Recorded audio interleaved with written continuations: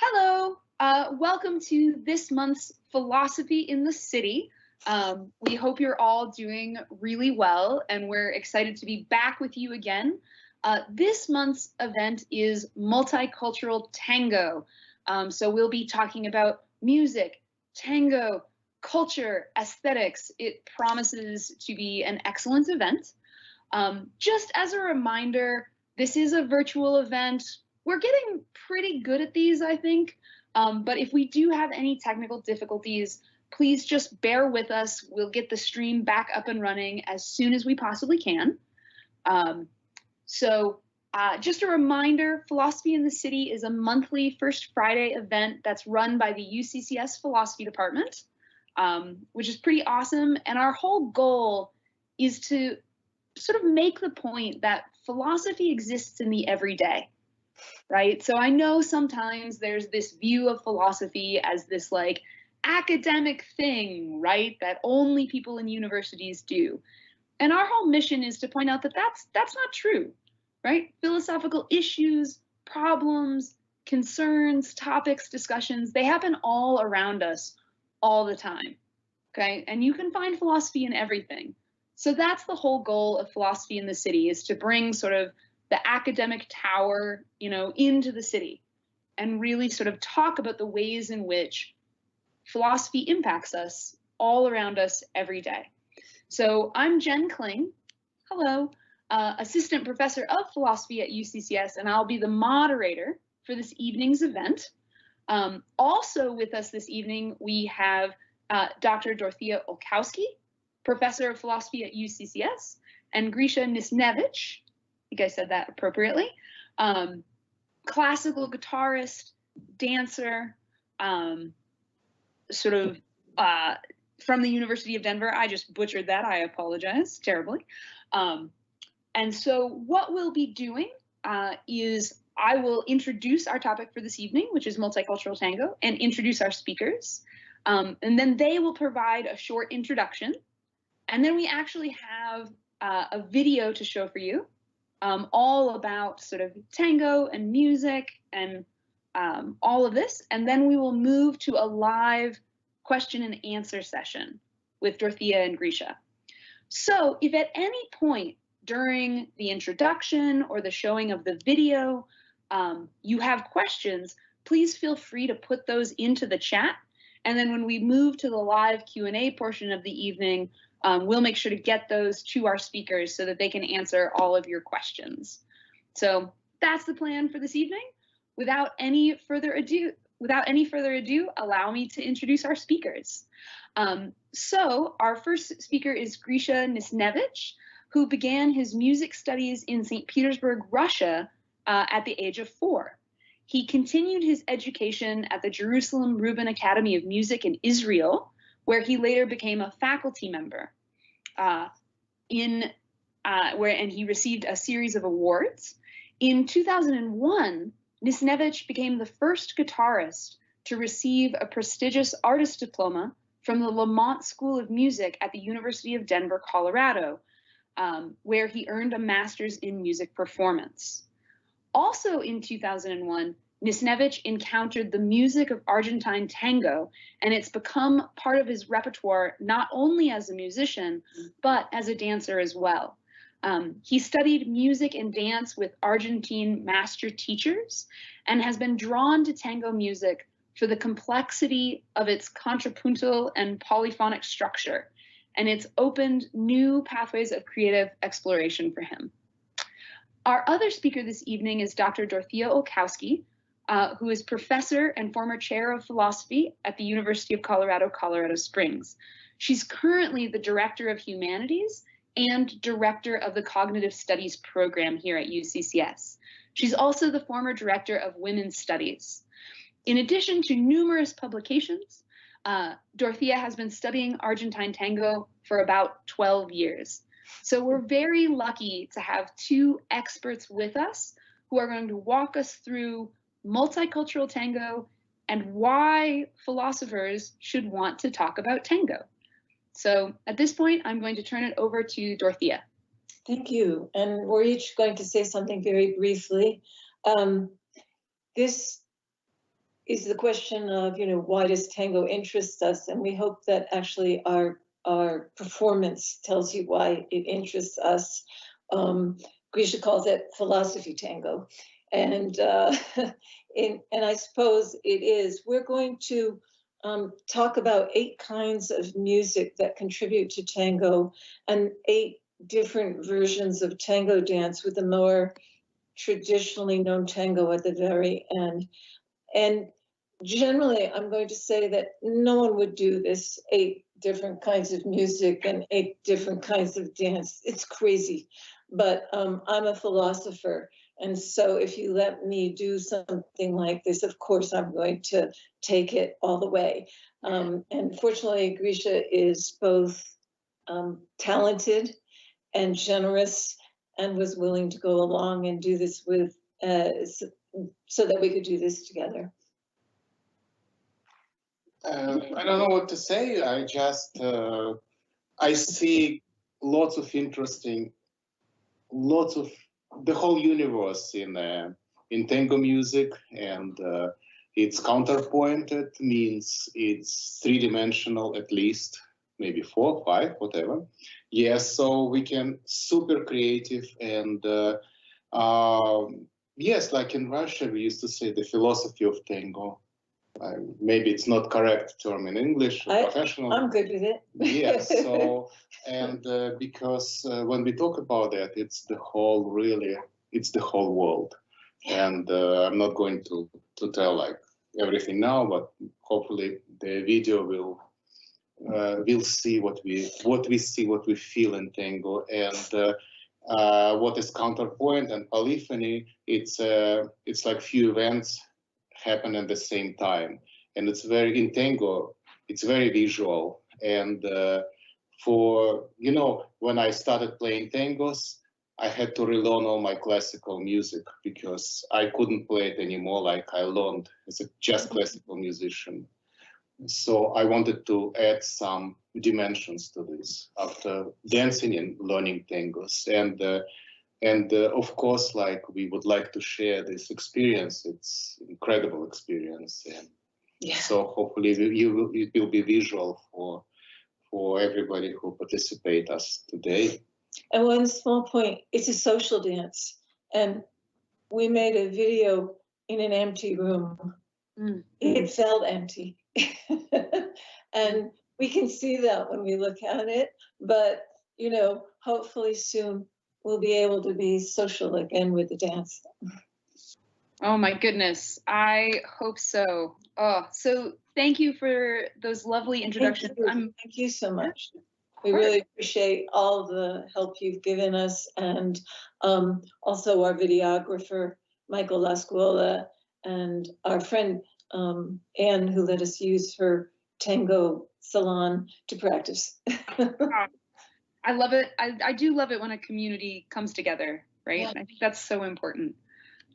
No, so thank you. I'm super excited to talk about this. I think we have a lot to talk about, right, with the philosophy of tango. So let's go ahead and turn to our video. And viewers, just as a reminder, feel free to put questions into the chat at any time. And after the video is done, we'll come back to a live Q&A session to finish out the evening. We're off camera.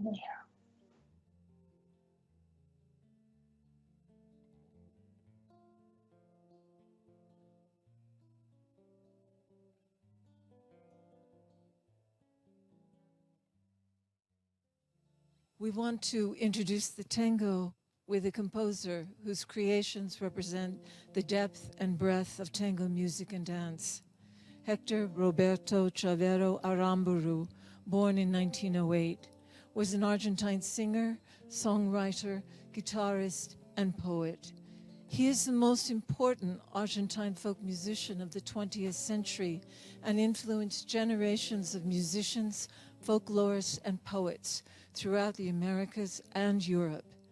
As a young man, he adopted the Quechua pseudonym Atahualpa Yupanqui, the name of the very last Inca ruler and a sign of his lifelong promotion of indigenous peoples and working class peoples and their issues. He spent much of his early life traveling in the rural areas of Argentina, learning and collecting the music of the payador, the traveling poets, and many folk music styles. The poetry that he wrote for this song goes like this. The Milonga has been lost, they can't find her. The Milonga air, you don't lose it just like that. While there is a guitar, Argentinian or Eastern, maybe it has changed a little, but it's just the same. Dawn in the Pampas, overnight in the city. Milonga perdido.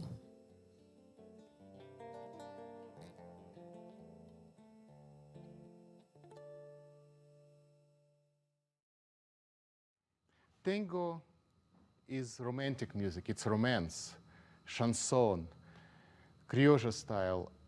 We have different names for the style of talking. And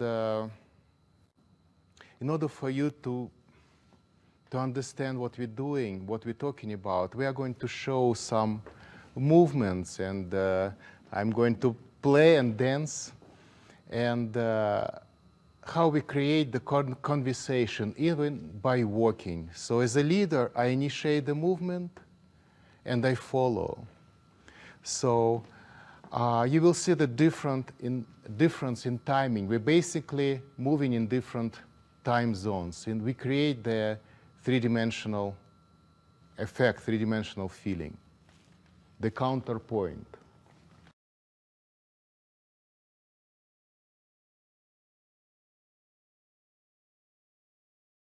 This is famous Spanish romance. Everybody familiar with this?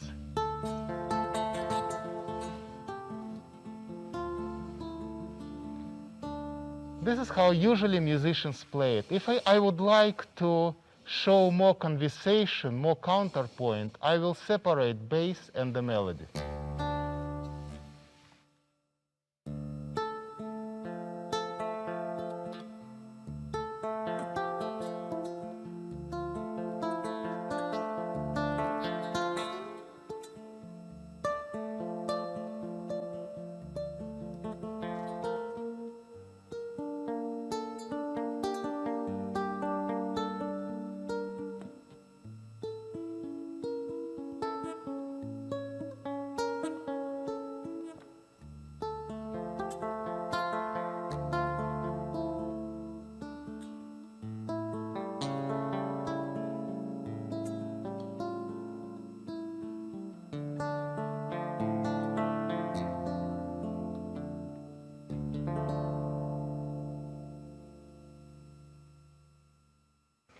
So I lead Dorothea to the bass, and I step with the melody.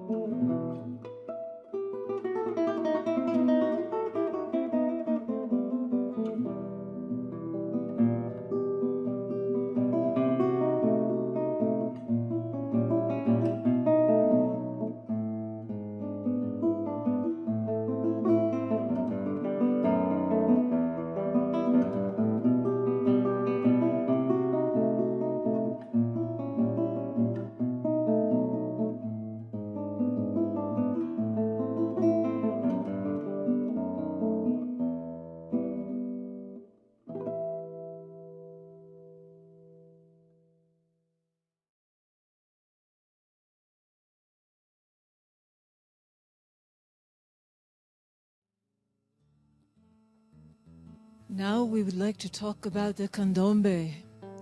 The first tangos arose from many influences.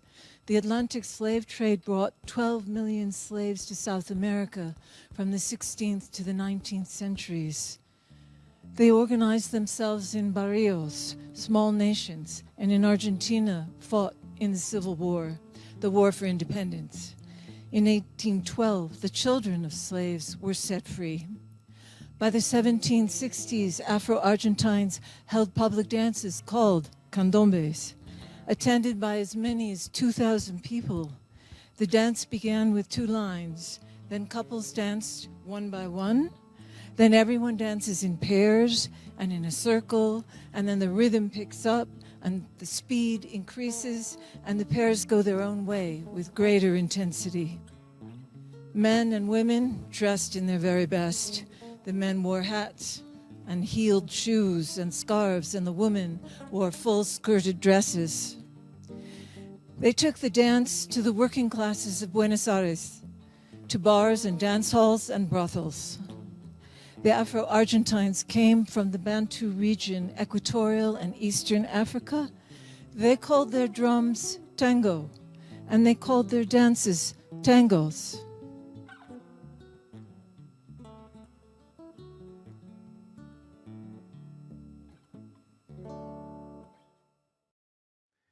Candombe rhythm basically is something like that.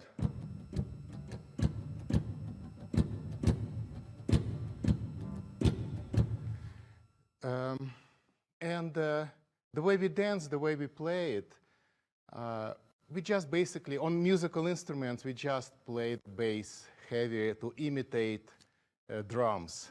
And the way how we would dance to candombe is sometimes like we make our movements a little heavy, more grounded, with the feel of like kind of tribal music.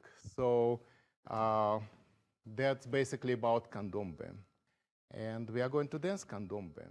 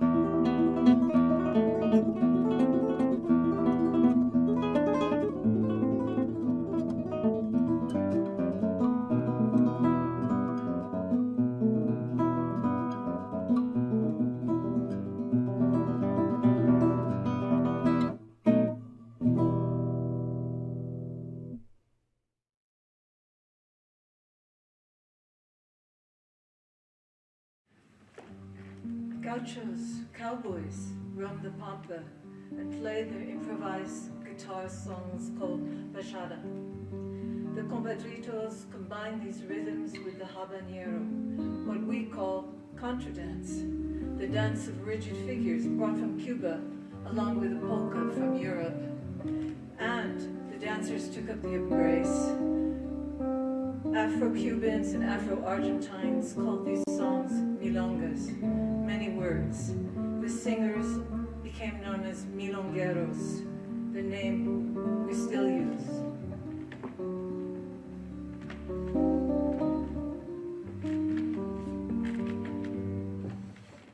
We're going to dance and play to the way they did it. Not exactly the way. The musicians were there, dancers were there, but since we don't have musicians, I'm going to play and dance. And I'm going to challenge us as musicians and dancers. That's basically how the style developed. And in order to create the conversation in a dance and in music, musicians and dancers did use different rhythms. And like Dorothea mentioned, Afro-Cuban rhythm. 1, 2, 3, 1, 2, 3, 1, 2, 3, 1, 2, 3. Why this rhythm makes us move? Because the last beat is kind of missing. 1, 2, 3, 1, 2, 3, 1, 2. And you naturally want to go to jump to the next beat, to the next movement. So it's really amazing rhythm, really. So I already want to move. The other important rhythm is emiola. That came even from ancient Greece. It was developed in the 15th century, and lots of music in Renaissance and Baroque based on this idea. So it's, again, it's 3 and 2 at the same time.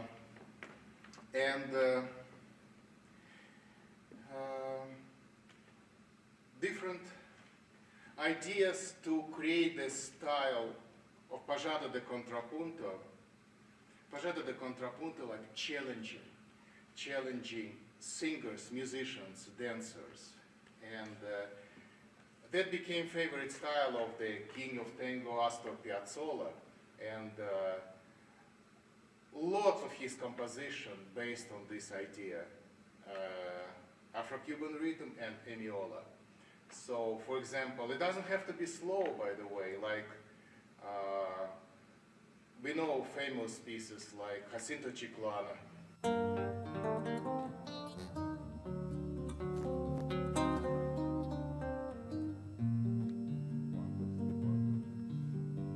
Or even Libertango, everybody familiar with this piece.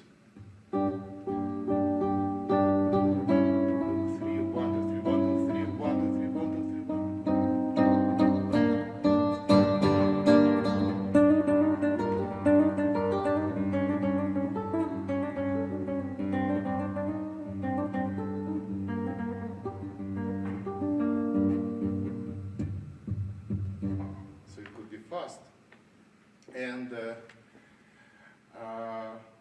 we are going to dance and to play and challenge ourselves with music and dance.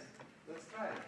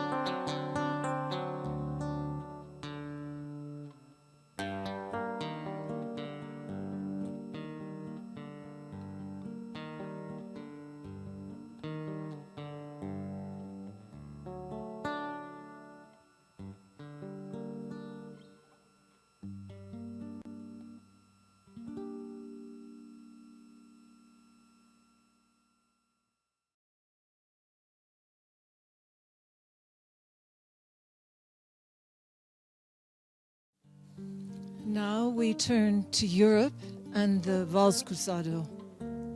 The vals was the first European dance other than the contradance to reach Argentina, arriving early in the 19th century. The waltz had staying power and was one of the very first European dancers in which couples faced one another and embraced when dancing. But nothing is more natural than this as a way of one dance influencing another.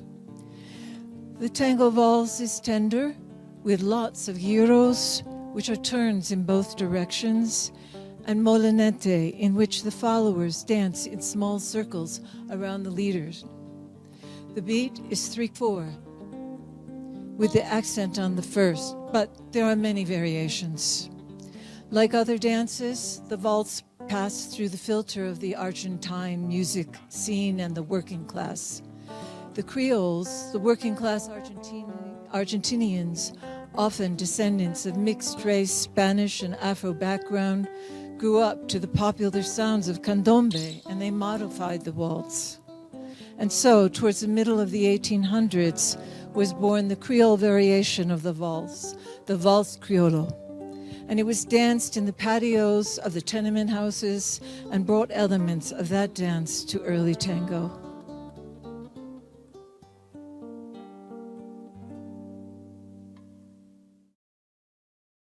Tango vals or criollo vals, criolla, criolla, criollo, depending what language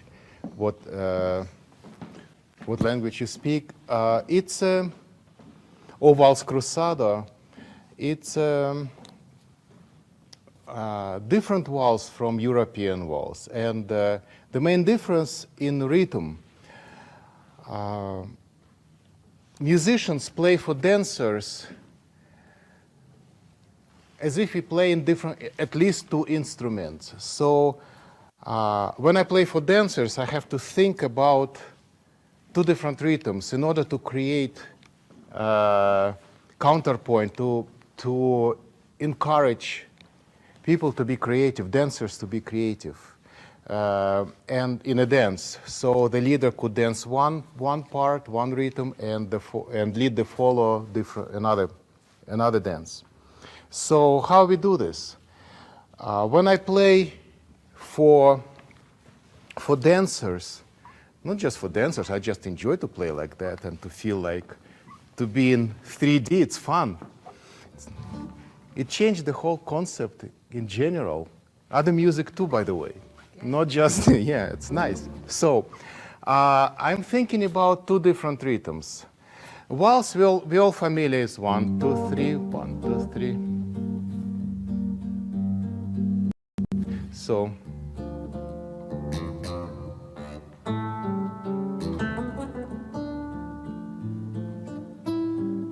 for tango dancers, it would be too boring unless I will think about two rhythms at the same time.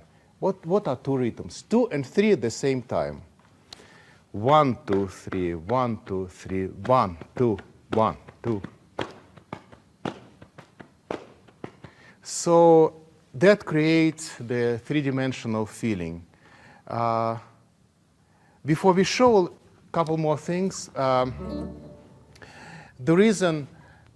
another reason it's a different style from European waltz or from Mexican ranchera or other styles. The phrases became shorter. Like, for example, let's say originally one waltz song, the style called romantic waltz song, like Italian. You can imagine guitar and mandolin.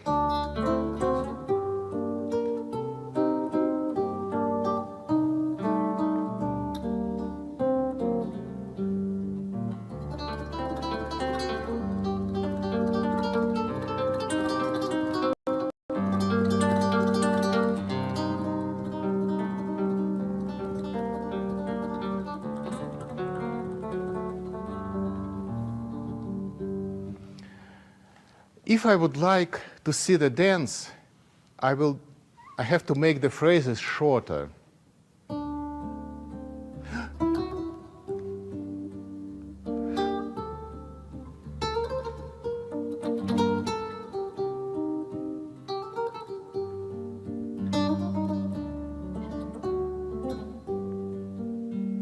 so people can navigate. It's easier to navigate on the dance floor, and more creative ideas for the movements. So phrases became shorter. That's number one, what happened with Tango Vals. And now we are going to show the counter rhythm when we dance. So you can actually see when we are going to dance waltz for you, you can see what we're talking about, like 3 and 2 at the same time. So, for example, we showed like 1, 2, 3, 1, 2, 3, 1, 2, 1, 2. How it walks in a dance, on a dance floor.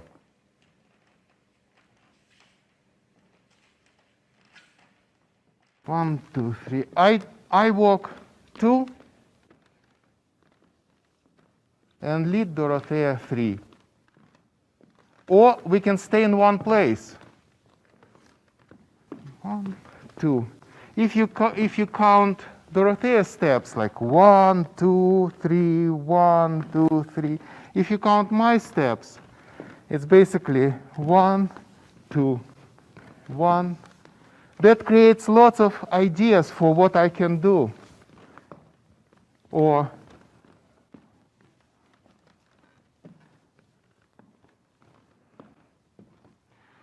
for example, in a walk,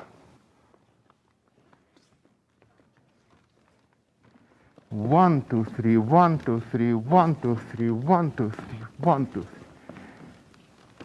Or another variation. 1, 2, 1, 2, 3, 1, 2, 3, 1, 2. Mine is 1, 2, 3, and Dorothea's 1, 2, 1, 2, 1, 2. So, very creative rhythm, very creative ideas, and we can invent lots of movements by just doing this, having this idea.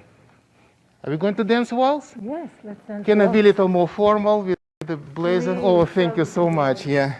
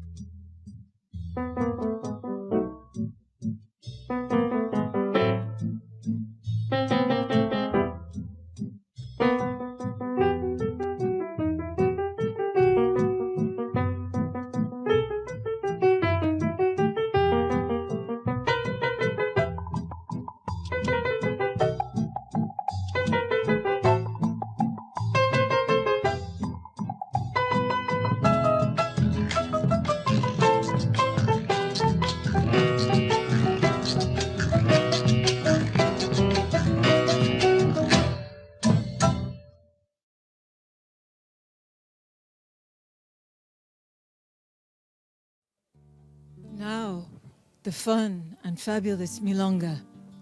This music, these traditions mixed together and became what we now call Milonga. Milonga is fast, played in 2/4. It's exciting, it's fun. Dancers step on every beat, often changing weight, and they often step 3 times over 2 beats. Maestro? Milonga is fun. When I dance Milonga, I want my partner to smile. And I can do some crazy movements, crazy rhythms in order to entertain my partner, myself, and the reason we can do it because the structure of Milonga. So Argentine Milonga, I have to add also Milonga from Rio de la Plata, also from Uruguay, by the way. Great orchestras famous for milongas like Anar Orchestra, Donato Orchestra, they're from Uruguay. And so, no wonder, because before we mentioned candombe. Now we know why. So, Milonga has, in order to compose Milonga, what should I have? I have to have few secrets. One is, we already talked about, it's Afro-Cuban rhythm. 1, 2, 3, 1, 2, 3, 1, 2, 1, 2, 3, 1, 2, 3, 1, 2. This rhythm. I can always add syncopation. Quick, slow, quick, slow, quick, slow, quick, slow. This is, by the way, Spanish tango or habanera.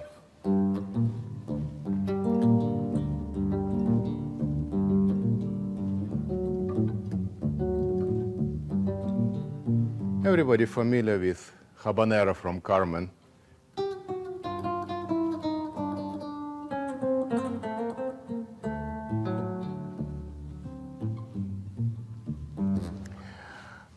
And very interesting rhythm came from guitar. It calls bordoneo. For guitar, it's pretty simple exercise, but depends where you put the accentration. It's basically just regular finger picking. But look what happens if I accentuate one of my fingers or strings.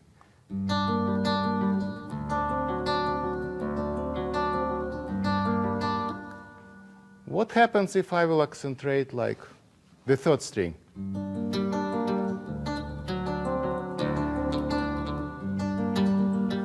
We get even more creative rhythm, more complicated rhythms, so, and more ideas for creativity for the dance. And so, if, for example, I would like to, and also Milonga is very close to Baroque music, like Baroque preludes, like Bach, for example.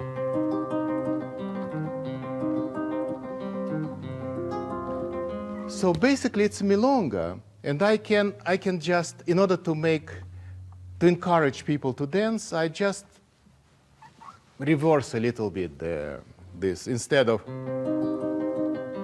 I can do.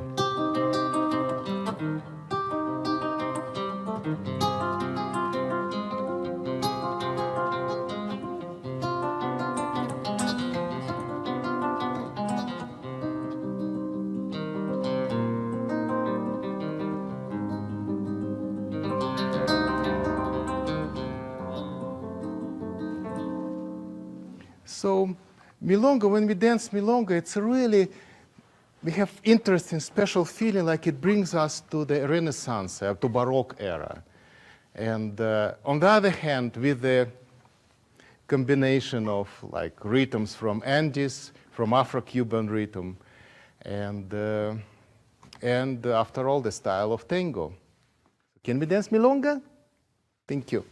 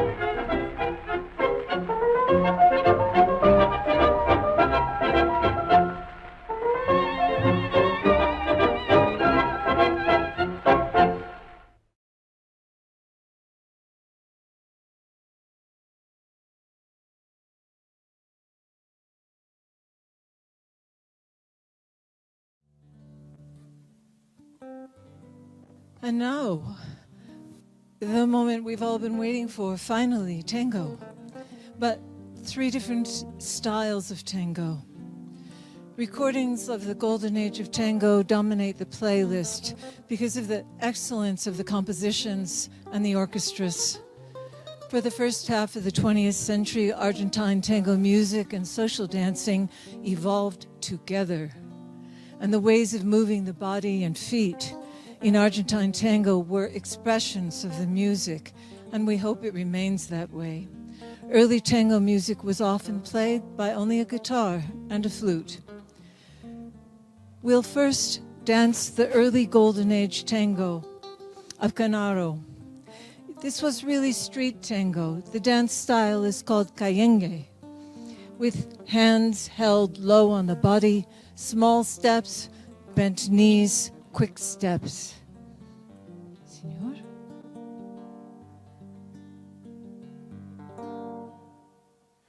We are going to dance tango now. What makes tango different from what we were talking before is, first of all, the tango has habit of waiting. That's not my words, that's words by Troilo, great composer and the leader of the orchestra and bandoneon player. So what does it mean? We are not in a rush. We create syncopation. What is syncopation in tango? It's a philosophy of tango. When we take a step, just one step, this is syncopation, quick, slow. Now we both know something going to happen. We go to the next couple steps, stop, something going to happen now. And it's a really amazing feeling, and it's not just the musical syncopation, like musicians say, it's in general. So we take an embrace, and we already ready something going to happen. So quick, slow, and now we're ready to talk. We talk until next pause and next syncopation. So also, the way musicians play tangos, we arpeggiate the chords, means we roll chords. It's one beat. That's another similarity to Baroque music, because the way musicians played lutes or Baroque instruments, sometimes those instruments we couldn't play it at the same time, so we separated chords because it was not possible. It was double strings on lutes, so musicians played chords like that, and it's one beat.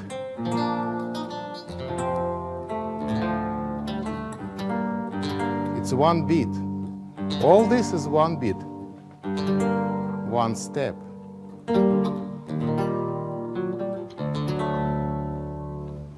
And can you imagine possibilities? Means if you realize it's the whole phrase, we can do something, even by just taking one step.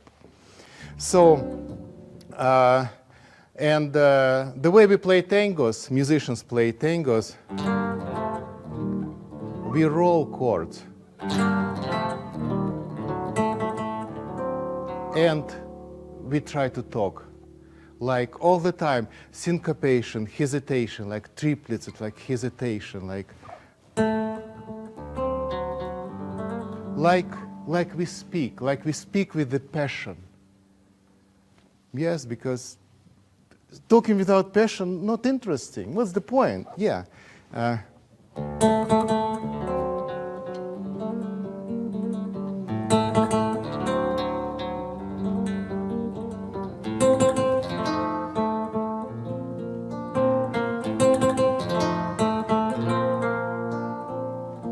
But the music written is like that.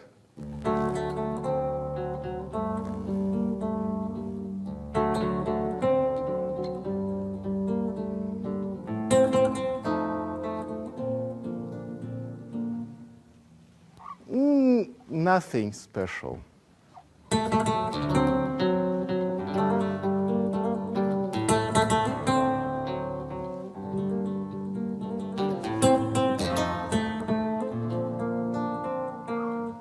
So, yeah, musicians have to make people feel like a little nervous, to disturb them.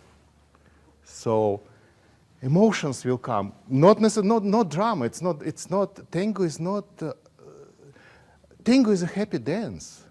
Yes, emotions are happy. It's happy. It sounds like drama, but no, it's a happy dance. Yes, it is. And we are very happy when we have emotions. Otherwise, what the point of? Yeah, exactly. Yeah. So, are we going to dance now? We're going to dance the tango before what we call golden age, like I think it's 1929 tango, and we are going to pay respect, at least for a few movements, to the style it was danced at that time. It calls candombe or canyengue, and Argentinians call candombe. And so what's special when you see our arm goes here, so that we switch to this style. And so for a few movements, we are going to just to pay respect to this old tangos and the way it was danced that time. Yeah?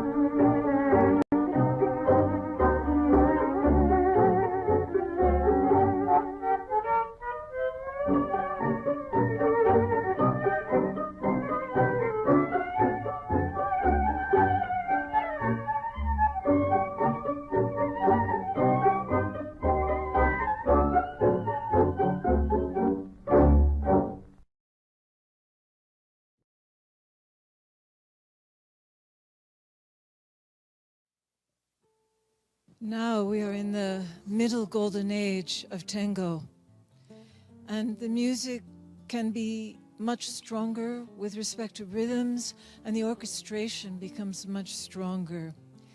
And so we've chosen to dance to Desarli.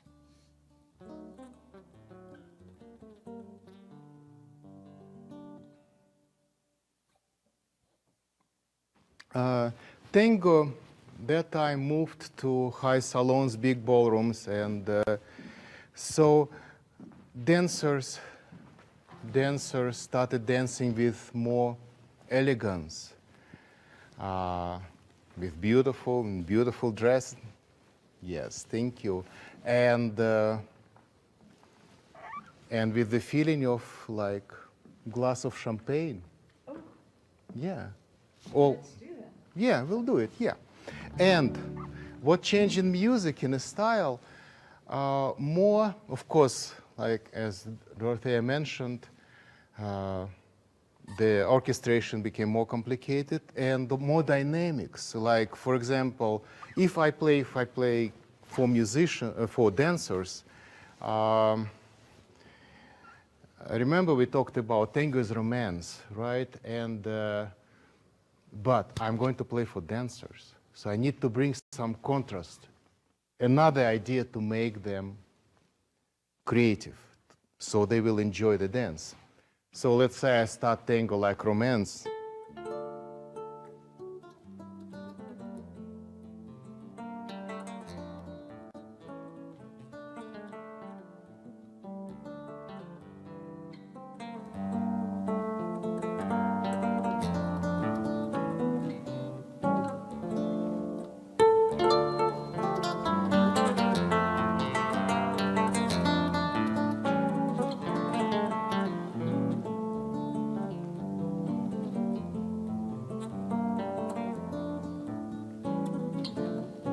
More intense.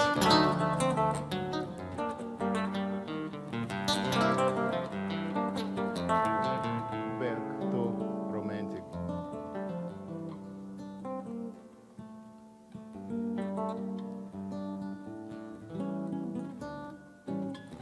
More intense.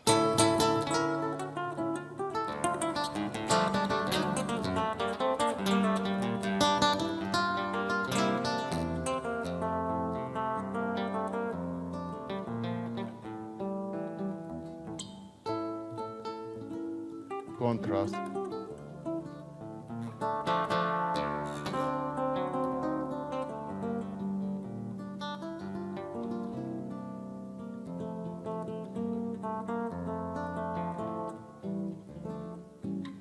And romance.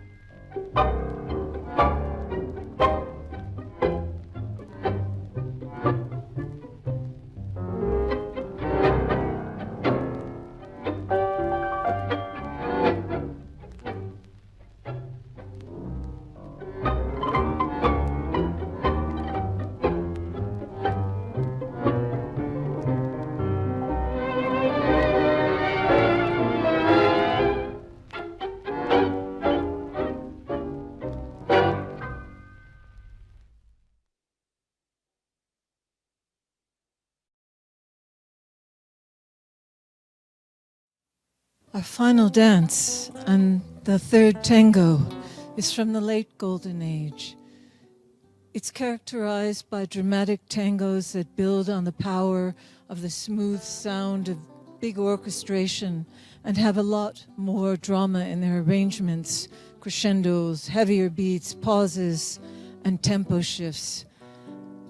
Represented, of course, by the great composer and orchestra of Pugliese.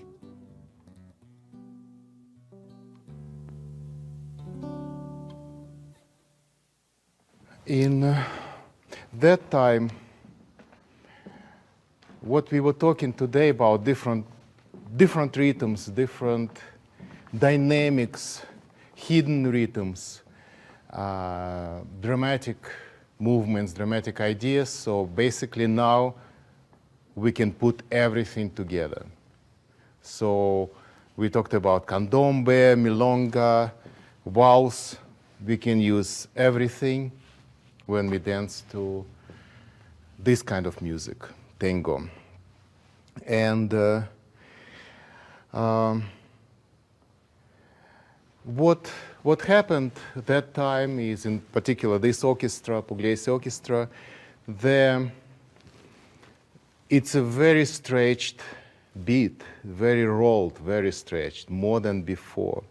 And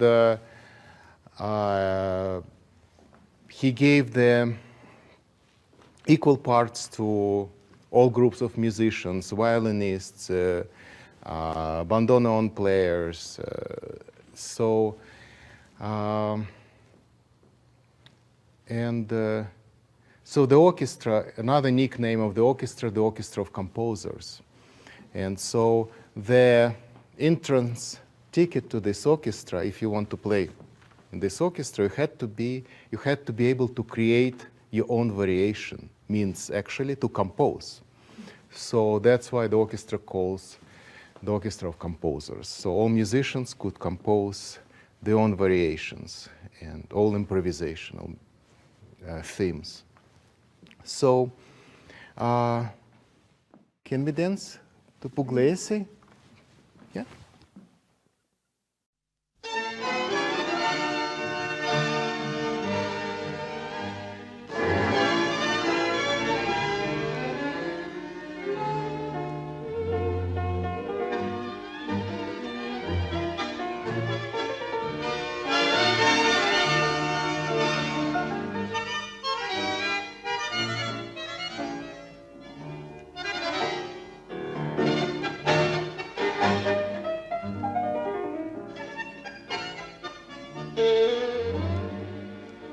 Cualquier cosa resultaste para que un hombre derecho de tu maldad tomara pecho, entregándose al espíritu. Con tu acción me comprobaste lo que de vos suponía, o que tu amor me sonreía para lograr otro fin. No cabía, alma cruel y atravesada por tu artera puñalada, toda mi dicha perdí. ¿Quién diría que tu pensamiento terco te volviera flor de cerco y no encanto para mí?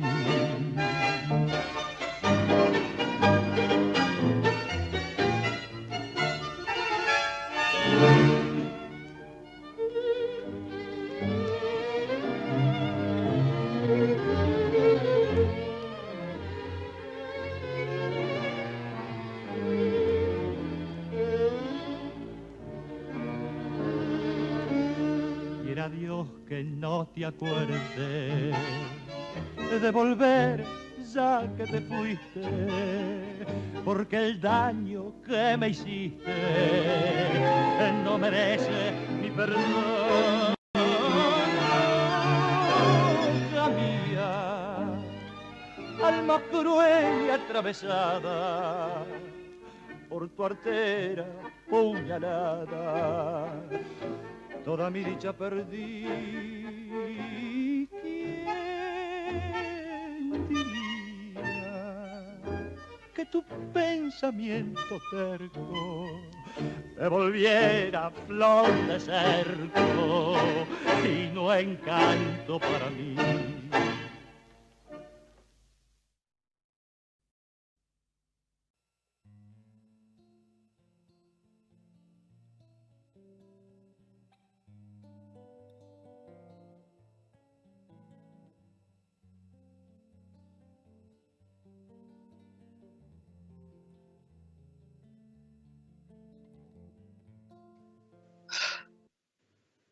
All right.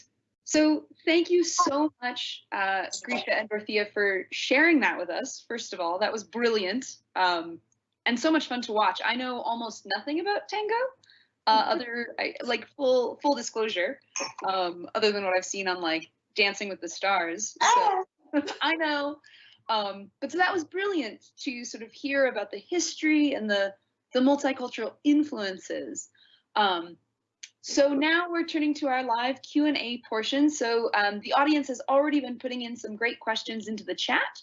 And audience, I just want to reiterate, please feel free to put any questions you have for our two tango dancers and our musician into the chat, and we'll see if we can ask them.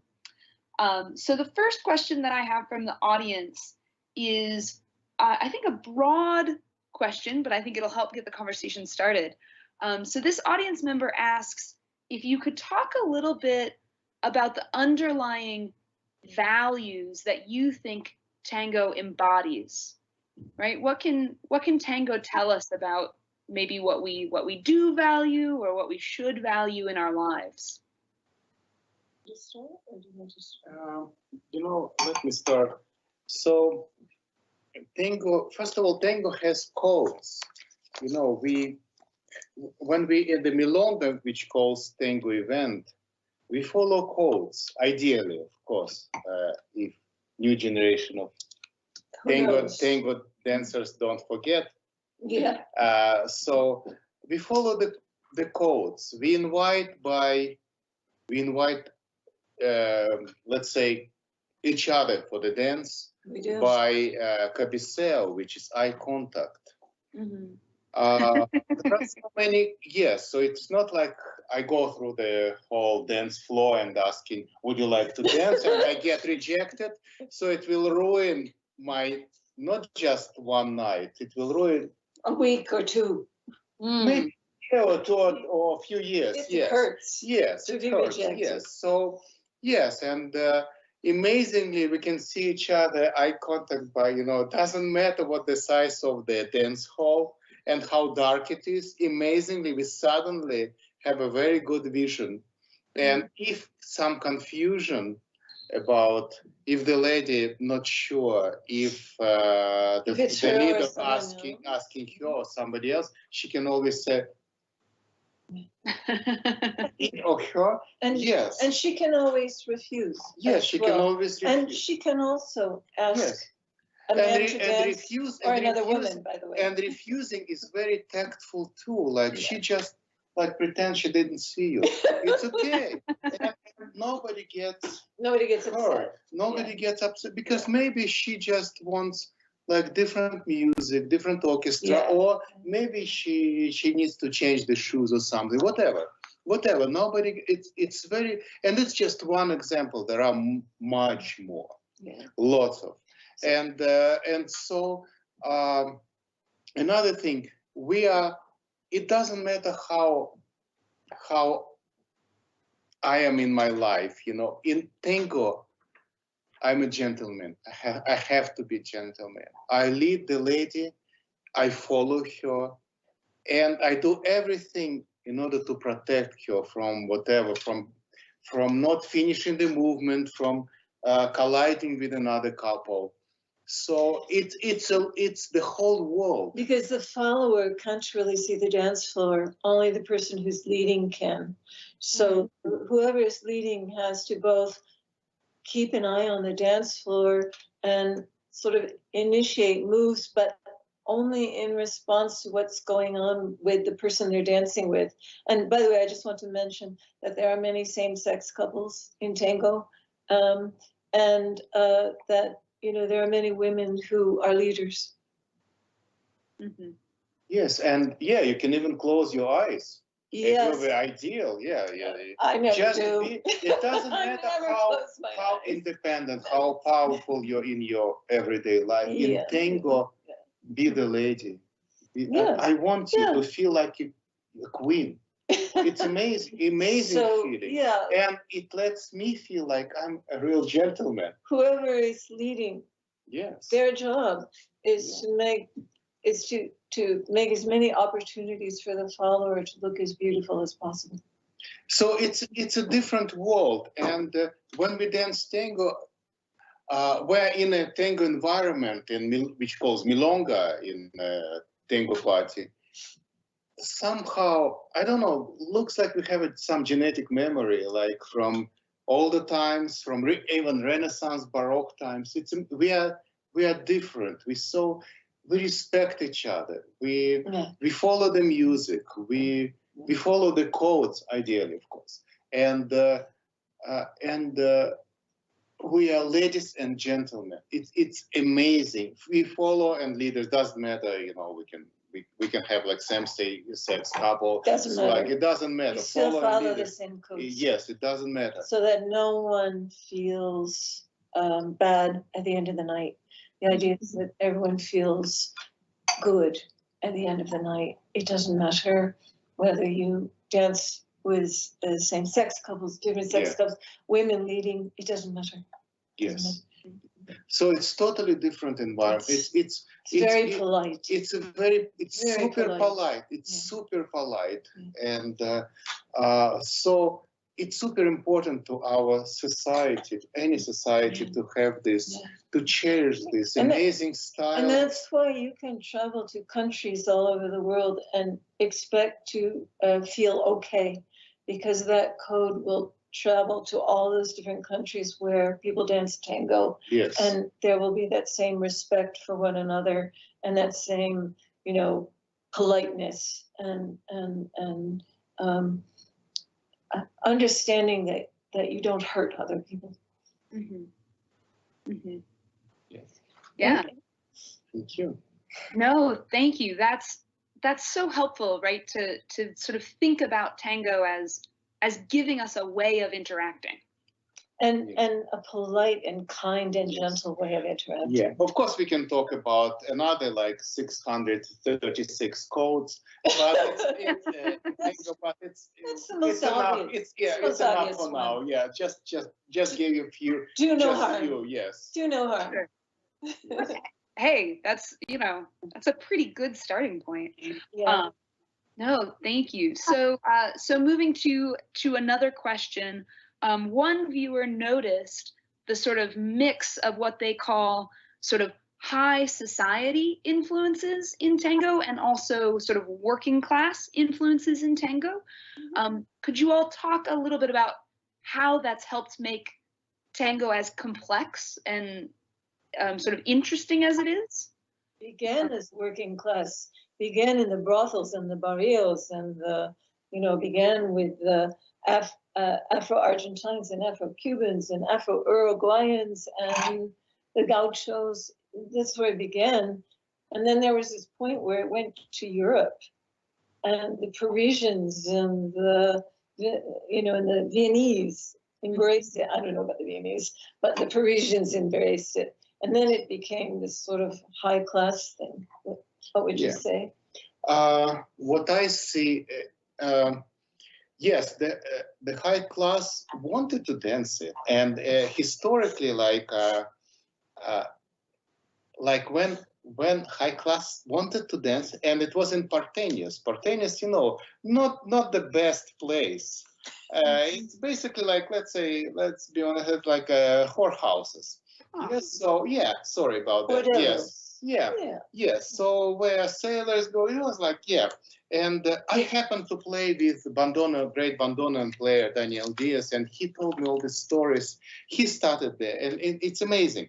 And it's not, for me, it's not just reading the history. I experienced that history from the person who really Who's did the it. one who was the priest? Daniel Diaz, That was who Daniel. became a Mormon priest. He was a Mormon priest. Yes, He became a later. Mormon, but he Yes. played in the streets, in the clubs, in the bordellos. Yes, exactly. He played with the Exactly. people. Yes. Yes. So, and of course, it started in let's go like lower society, like But people realize it's amazing dance, amazing music, and at first, like for example, if you lady and you want to dance, you will be accompanied by your grandmother or your mother or member of the family in the high society. In a high society, yes, they will watch you.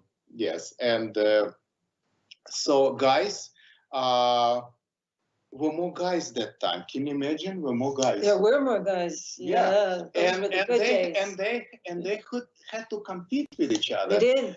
And they did. Guys were dancing with another guys, and they had to dress nicely to attract the women. Yes, because not enough women But they danced with other men from the very beginning because that's who was there to dance with.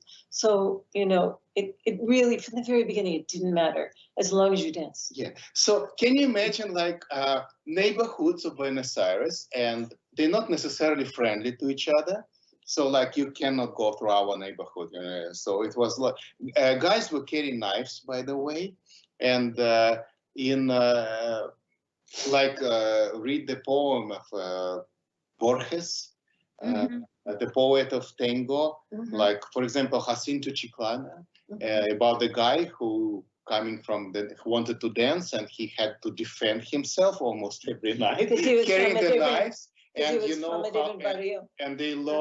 they learned how to carry knives, how to take the coat and put it on the arm. So if the knife comes to the arm, so they can defend themselves. It's like so now they all still wear jackets. But so it was no knives. Yeah, it was very serious. I haven't seen any knives. Yes, and it was very serious. But can you imagine when they learned tango? Like you see the person coming from another neighborhood, and they were ready to fight, and suddenly the person say, "I learned a new move," and they, okay, the piece, okay, show us the move.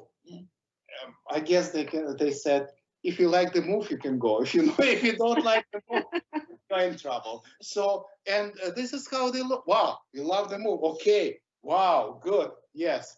So guys practiced with each other, and different, usually fighting neighborhoods.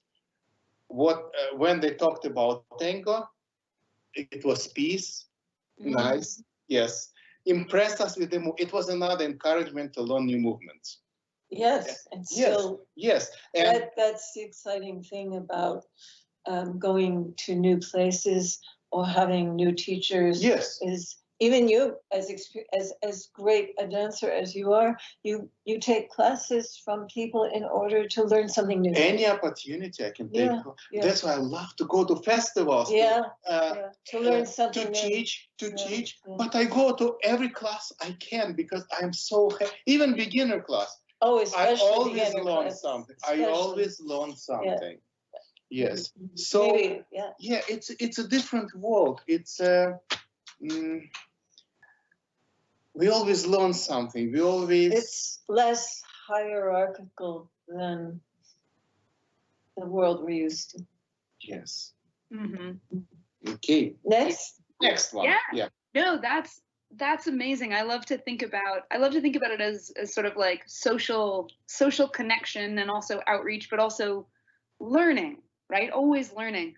And that actually links up to another question, which is, so this audience viewer noticed the strong, I'm just reading, excuse me, the strong connection between sort of the technical aspect of the dance, but also noticed that you kept talking about the sense of play, about the sense of entertainment.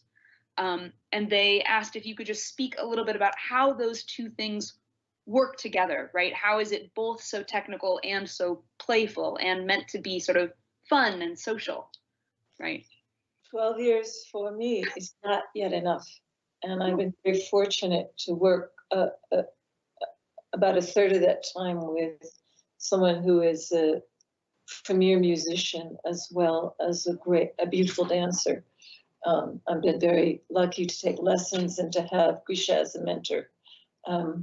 So never underestimate the importance of technique, but then you have to understand the music. And to me, one of the things that makes you such a fine dancer is you understand the music from inside.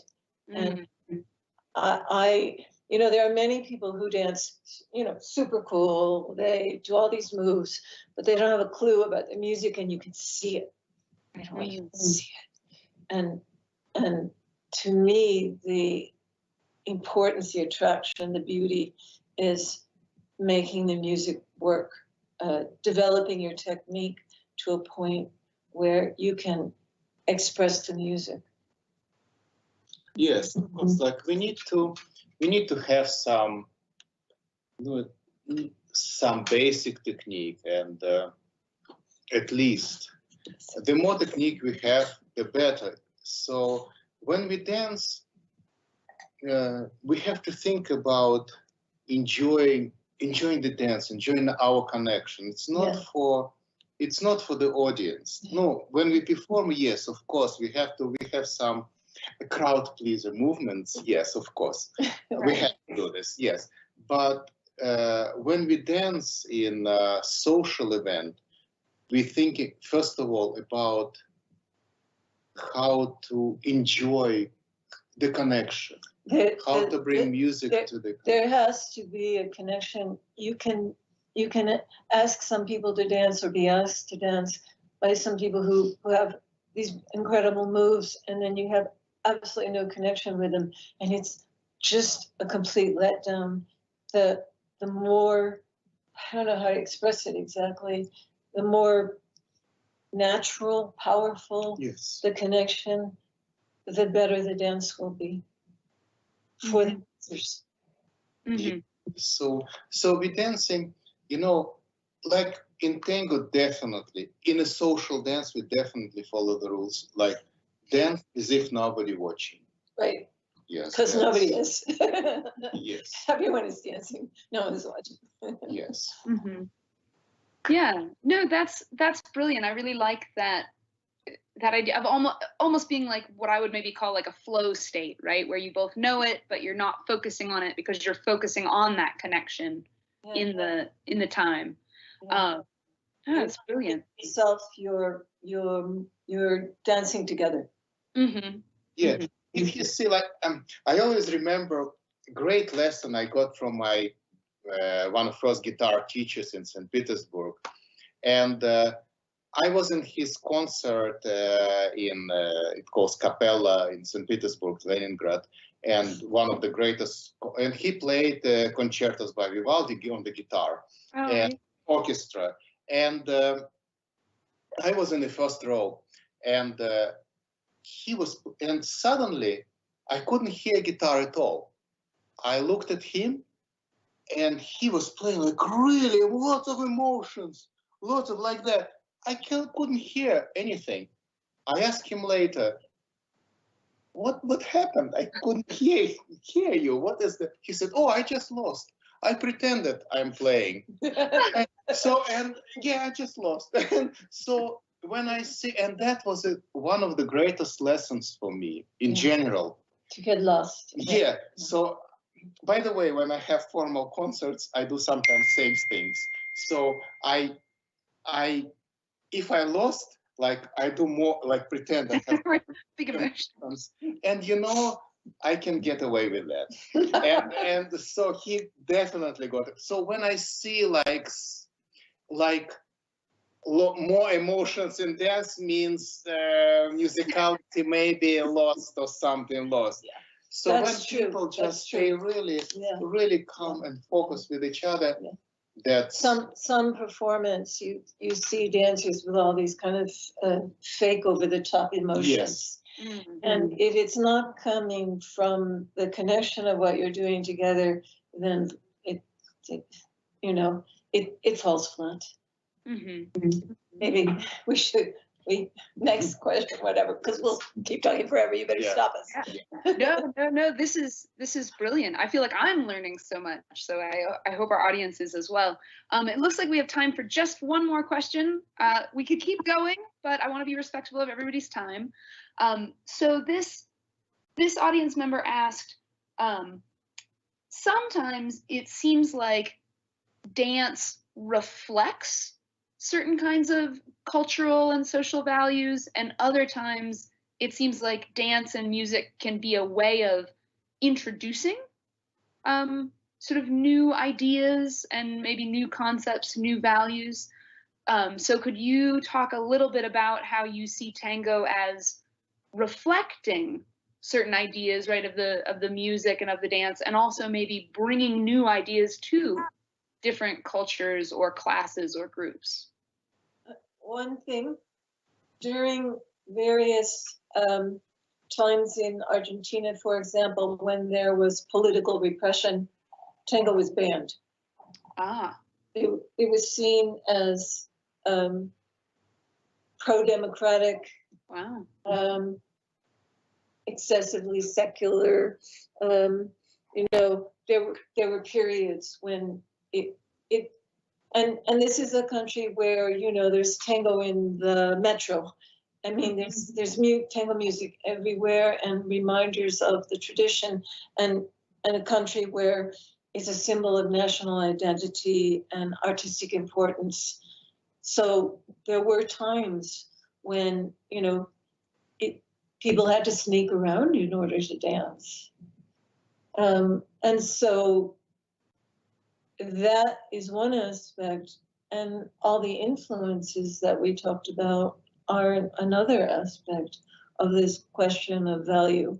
And also the question that the music is always being created new by someone, and the music is what drives the dance. Yeah. The style of tango music, it's basically like, we have like historically, we go through the styles like Renaissance, Baroque, classical, romantic, and usually it takes some time for the style to develop, and unfortunately the end of the style, sometimes. So like Baroque style, you don't see like we're building houses in a Baroque style anymore. We can take it, yes. We can imitate it, yes, but yes. And we don't dress like Baroque era or Renaissance era. Not really, no. Yeah, not really. So that time, like Renaissance and Baroque took about 200 years. I see it as like, let's say, the end of Baroque era. Like Bach and Handel gone, Telemann gone, genius, giants. And I see it's like composers get together with glass of wine. Yeah, so with glass of cognac and talking. What we're going to do now? Can we come up with something? What can we play? Oh my God. What can we compose? What can we and everybody say, oops, we cannot beat Bach and Handel. We can't. So we have to come up. Takes about like another few years for and you can hear it in the music, like it sounds like Mozart already, but harpsichord from Baroque. That's the connection to the classical and so there is always the connection. Yes, to there is always there is like a period of time that connect, and so and now we got classical era. Baroque ended with Beethoven and Haydn. Yes, so and that's it. And after that, Romantic period starts. So the same with tango. Tango is musically it's done. sorry to say that, it's done. We can imitate tangos, but we cannot beat, Piazzolla and Piazzolla for shows and for theater. For now. For now. We don't know what will happen.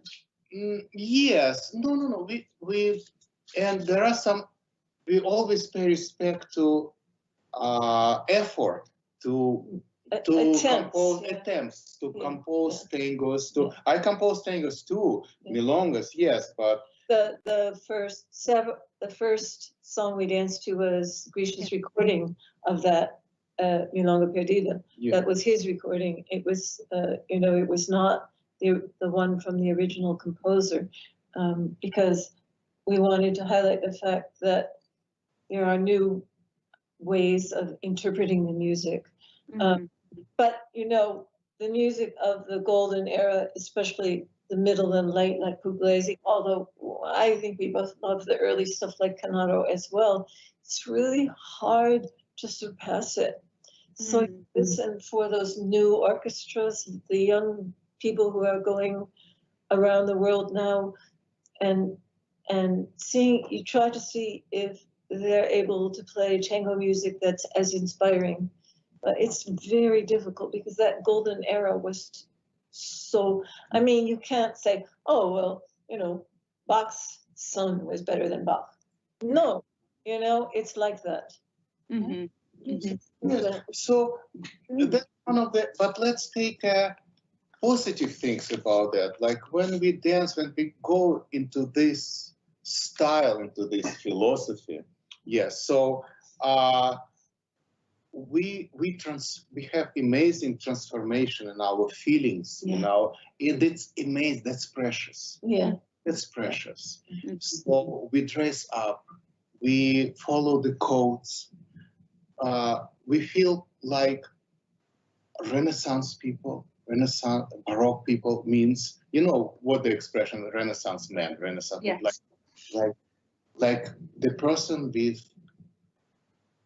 multi talents, yes, come like that. And why don't to cherish this? Because we cannot beat Piazzolla, we cannot beat those orchestras. We can imitate them, and we can play for dancers, yes, but at some point, very soon, they want to dance to original music. Very soon people want, very soon, want music from that era. Yes, we tried electronic tangos, we tried different. It works for a short time, but anyway, we come back to original. There is a whole genre called alternative, which is being done correctly, is more contemporary versions of traditional tango songs, and it's fun. It's fun. Yes. But if you're a serious dancer, you really want to be able to dance to the golden age. Yes. Brilliant. Oh my gosh, thank you. So I feel like we could keep going, but I do want to be respectful of everybody's time. So thank you so much for talking with us about this. Thank you so much. You've been so kind and generous. Jennifer. Thank you so much. And you and Colin and also everybody else who's helped us make this possible. Yeah, of course. And I also want to say thank you to our audience. So thank you for giving up part of your Friday night to come talk with us about tango and culture and aesthetics and all of these fascinating topics that we just barely had time to touch on. And thank you as well to our tech team. We have a tech team in the background here helping us make this happen. So I wanted to say a big thank you to them as well. Just before we sign off, I just do want to remind everybody we have one more Philosophy in the City coming up in the spring. So on Friday, May 7th, we will be focusing on issues of sustainability and technology in the digital age. So which promises to be awesome. So I hope you will join us on Friday, May 7th. We'll be back again live on YouTube. Thank you so much and have an excellent evening. Thank you. Bye. Thank you. Thank you.